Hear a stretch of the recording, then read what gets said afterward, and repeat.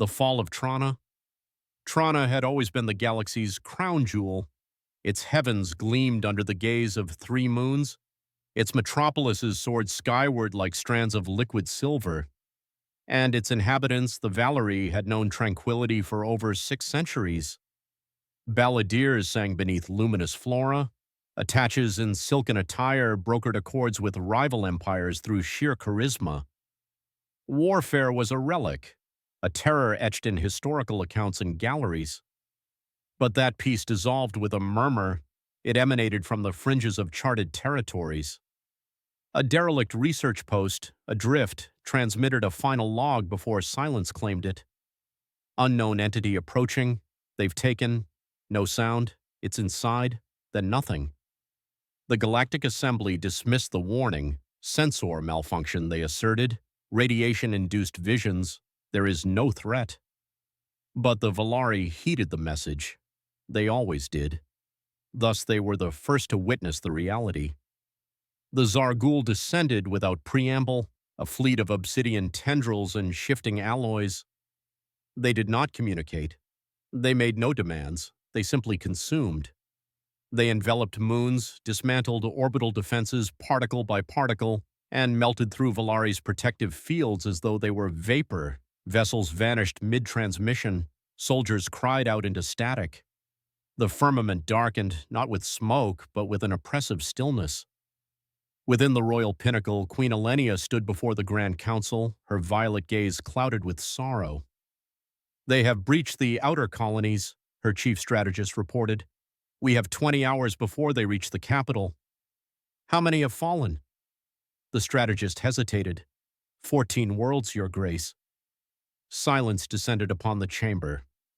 Alenia turned to her diplomatic corps. "Transmit word to every known system. Plead if you must. Offer what remains of our coffers. Just ask." The dispatches were dispatched, coded, urgent, desperate. The Valari, masters of negotiation, had forged peace across 10 species. Surely aid would arrive. Hours elapsed. Replies filtered in. "Regrettably, we must decline. Our forces are spread thin. We sympathize, but involvement could provoke the Zargoul." Even long-standing allies turned away. The formidable Thernate Empire blocked communications. The Zenth Senate issued condolences, then recalled all vessels from Valari space. Betrayal cloaked in formal language and impeccable signatures. On the final day, Queen Alenia stood solitary in the Tower of Echoes, her transmission broadcasting across every star-charted quadrant of the galaxy. "This is an appeal to any who will listen. We are not warriors. We are not conquerors. We are a people who believed in unity and peace, and we are perishing. We implore mercy. Please, is there no one left to answer?" Her voice fractured on the last syllable, and she gazed at the vacant console before her. The palace trembled under distant bombardment. She closed her eyes and whispered, "Let history know." But then a flicker, a surge of static, a voice, deep and weathered, cut through the interference. It was coarse, almost indifferent, yet unmistakably vibrant. "Transmission received." Alenia blinked, doubting her senses. "This is Admiral Marcus Reyes of the Tan Coalition. Stand by, reinforcements en route. Sit tight, sweetheart. Humans got this." Humans? She hadn't heard that designation in decades. They were a legend. A species too volatile, too irascible, too chaotic, barred from assembly proceedings after a series of unauthorized conflicts. Tales claimed they self-destructed, others said they vanished. None suggested they still cared. She reopened the channel, tears tracing lines on her cheeks. "Human Admiral Reyes, why? Why would you come?" There was a pause. Then, "Because no one else did." Far above, beyond the atmosphere, sensors detected a spatial distortion. A fleet materialized, not sleek or polished like assembly cruisers, but cobbled together, armored like battered knuckles. Ships christened Defiance, Hellfire, and Broken Home. Fighters darted in formation like metallic hornets. They sought no permission. They opened fire. Missiles roared. Railguns shrieked. The sky blazed again, but this time it retaliated. And for the first time in days, the Valari heard something they had nearly forgotten, the forgotten species. Admiral Marcus Reyes hadn't donned his service uniform in 20 years. He located it crumpled in the back of an old chest, buried beneath dusty medals and unopened correspondence. The fabric bore the scent of rust and oil, mementos of a conflict the galaxy never acknowledged, and a peace humanity never enjoyed. Still, he fastened the buttons like armor. Outside his window, the sky above Earth was overcast. The stars beyond had long since turned their backs.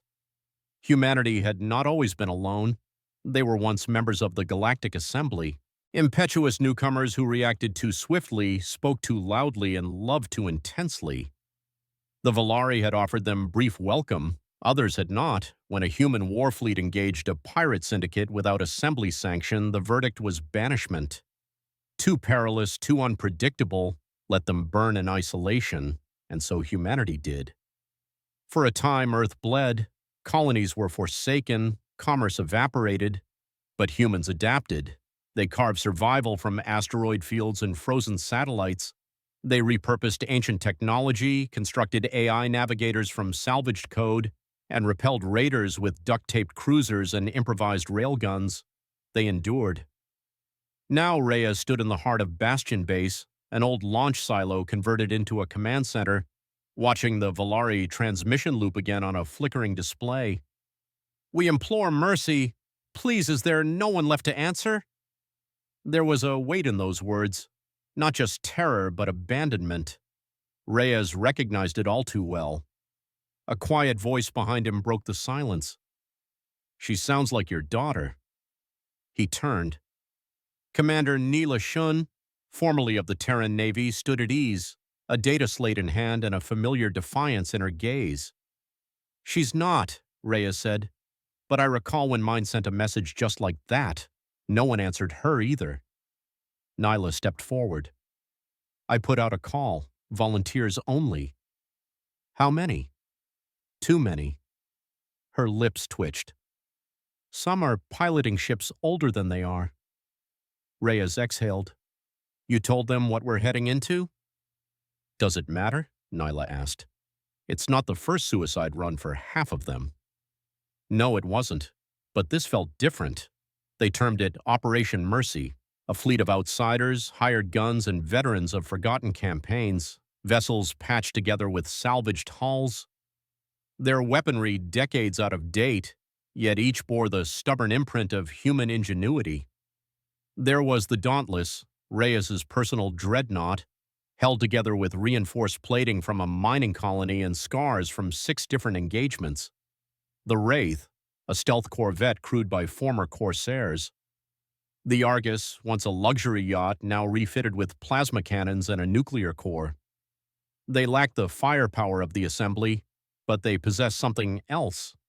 Anguish, fury, fidelity, and the enduring memory of being forsaken.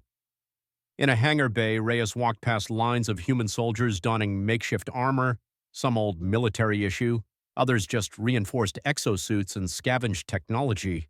One soldier, barely 20, had carved For Elise into his gauntlet. Another prayed over a photograph of her family before boarding her craft. A veteran named Harren tossed Reyes a flask. "You truly believe the Valari are worth saving?" he inquired. Reyes took a sip.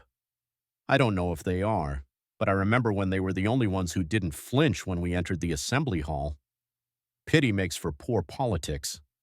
"Perhaps," Reyes said, "but it makes for damn good allies." Above them, countdowns blared. 10 minutes to jump. He looked at the rows of ships preparing for hyperspace transit, each one a pledge, each one a defiant gesture to a galaxy that had labeled them monsters. Reyes returned to the bridge of the Dauntless.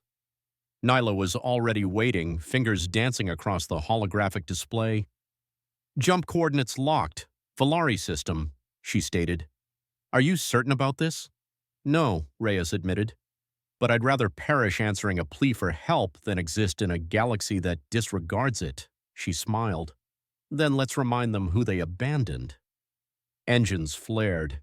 The fleet shimmered and vanished into hyperspace, burned the sky, The human fleet tore into Valari orbit like a tempest that refused to seek authorization. Space erupted in sudden ferocity.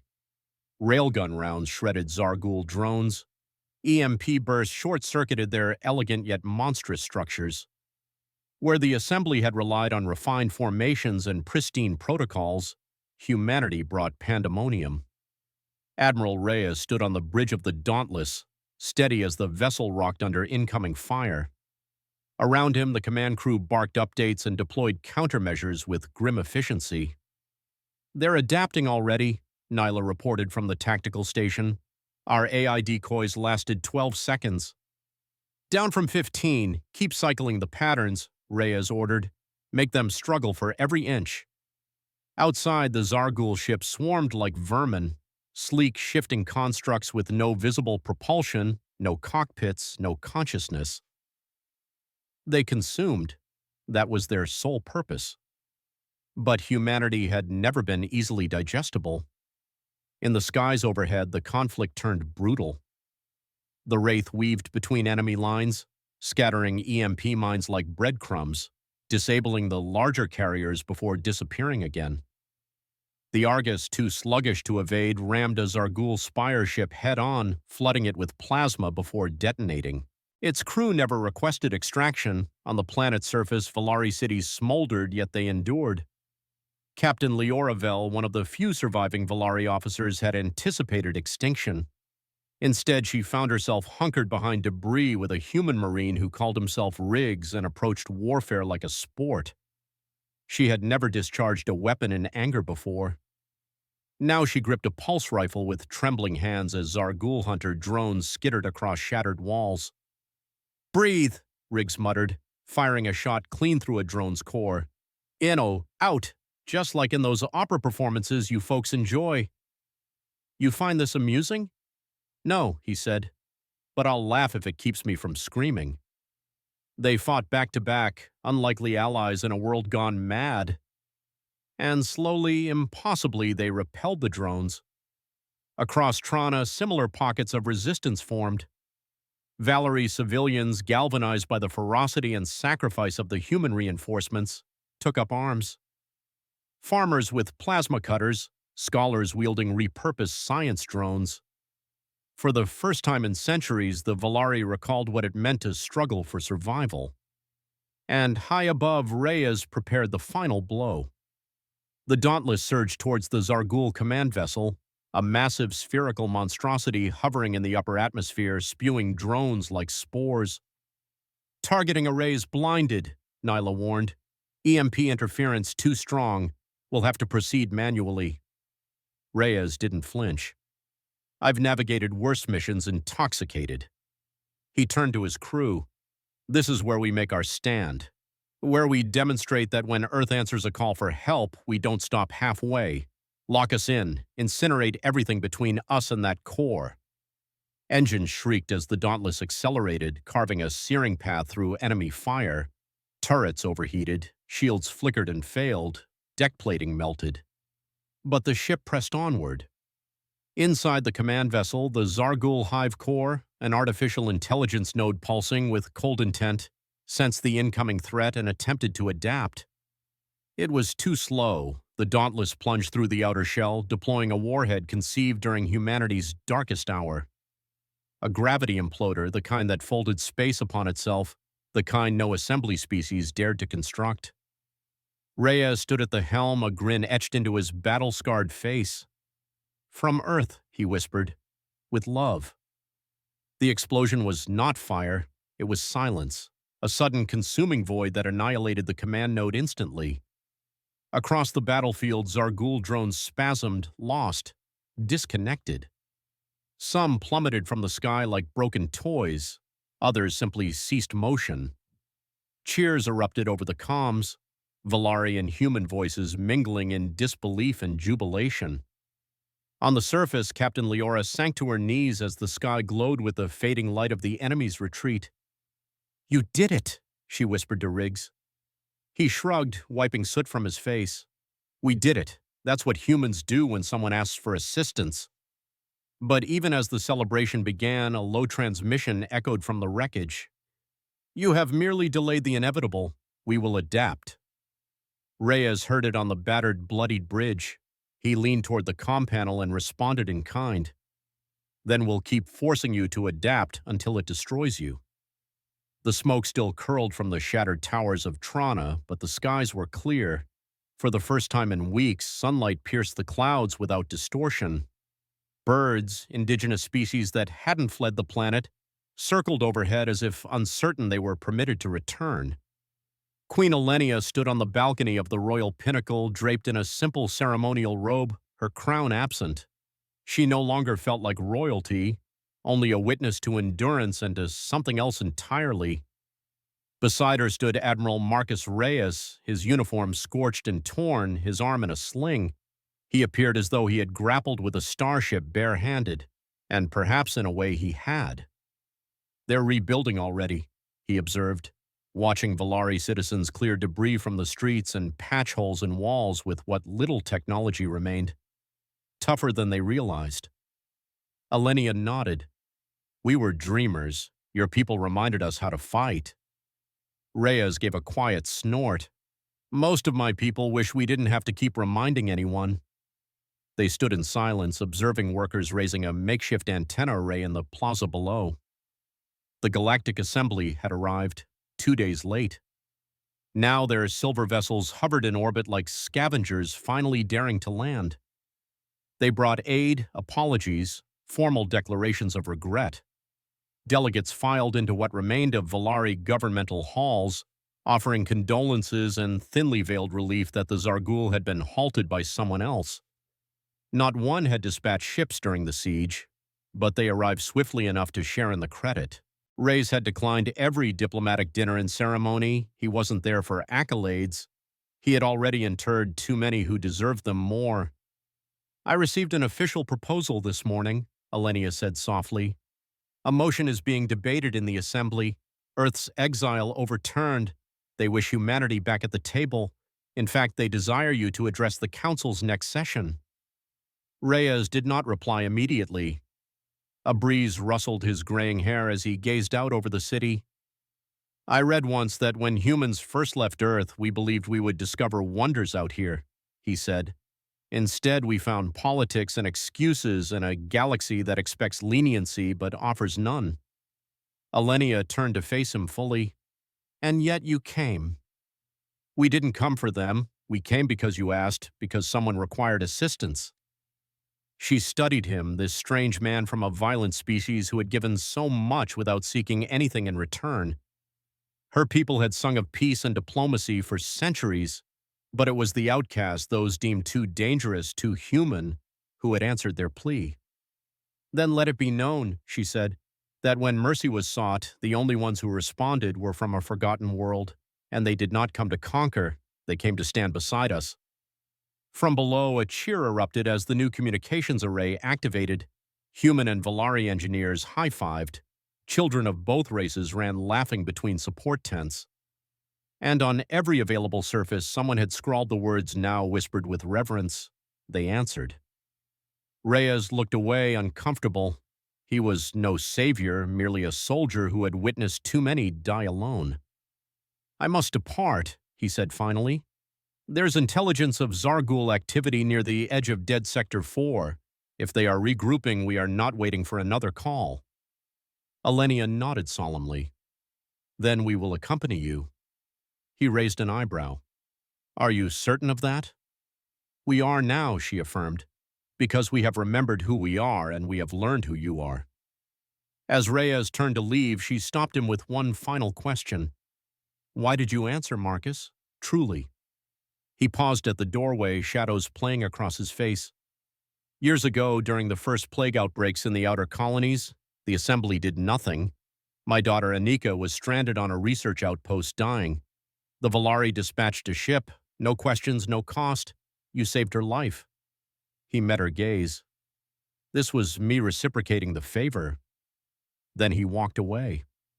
Above them, human and Valari vessels began to ascend from the atmosphere, heading not towards peace, but towards the unknown, towards the next call. When the stars turned frigid and the galaxy averted its gaze, It was the monsters from Earth who revealed to us what compassion truly meant.